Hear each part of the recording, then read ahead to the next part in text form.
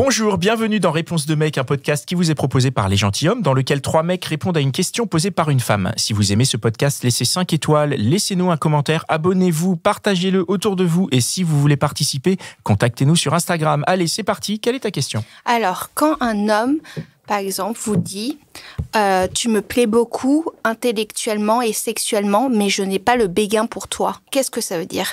Une personne qui vous a vu, qui a vu la fille plusieurs fois, hein. Et donc, quand tu dis vu plusieurs fois, il y a eu relation sexuelle du coup aussi, hein ? D'accord. Donc, plusieurs fois. C'est bien engagé. Alors, qu'est-ce que ça veut dire ? Je pense que c'est mort. Oui. Je tenais à préciser, mieux vaut arrêter là.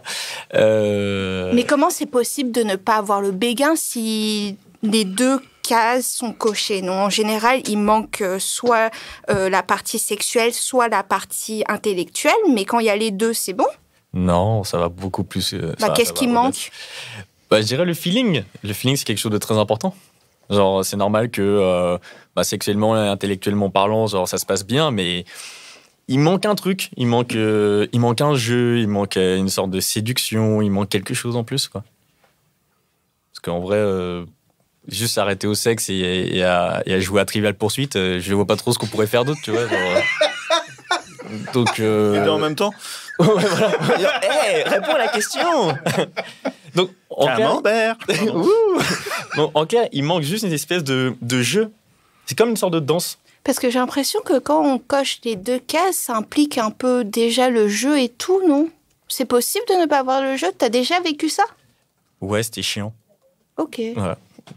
Est-ce qu'il y a d'autres personnes Ouais, j'y réfléchis. En fait, moi, je pense que ce qui peut manquer éventuellement, c'est peut-être une dimension amicale, je dirais. C'est-à-dire, tu sens que tu te sens vraiment bien avec la personne, tu sens que la personne te touche. Voilà, aussi bien pas que physiquement. Ouais, voilà, pas que physiquement, effectivement. Donc, il pourrait y avoir une sorte de profondeur, je dirais, dans des échanges qui peut un peu manquer, même si, voilà, intellectuellement, tu aimes bien ce que la personne dit, et puis et voilà, vous vous entendez bien. Et puis j'avais une deuxième chose qui pourrait manquer. Ouais, c'est si quand vous êtes séparés, il n'y a pas la sensation de manque. Peut-être qu'il y a ça aussi, tu vois, c'est-à-dire que vraiment, ça se passe super bien sur le moment, la personne n'a rien à redire, mais effectivement, ensuite, n'a pas cette sensation de manque qui, je pense, est nécessaire quand on veut vraiment construire quelque chose, quoi.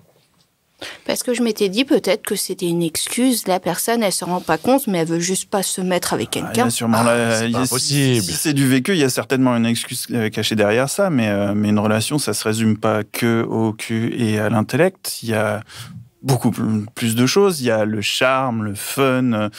Il y a des milliards de... Mais pour être attiré sexuellement, il faut qu'il y ait du charme, non ? Pas et pour forcément. que ça soit bien, il faut qu'il y ait du fun.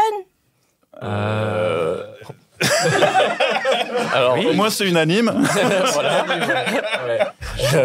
Ouais, je pense que les hommes, sans vouloir généraliser, on va dire que peut-être au moins les 4 autour de cette table peuvent avoir des relations sexuelles sans forcément être réellement attirés. Ça fera l'objet d'un débat dans un épisode d'un autre podcast. Mais... Ça m'est arrivé une fois. Ah, toi, ça t'est arrivé une fois. Ça m'est arrivé une fois, ouais. Tu es l'exception de cette table, très bien. Non, mais... Enchanté, bienvenue. Tu bois jamais. Si. Voilà. Ok. D'accord. Est-ce que tu as répondu à sa question, du coup ou... Ouais, je pense. D'accord. Hein, j'ai donné tu penses 2 que aspects. ça te va comme réponse ?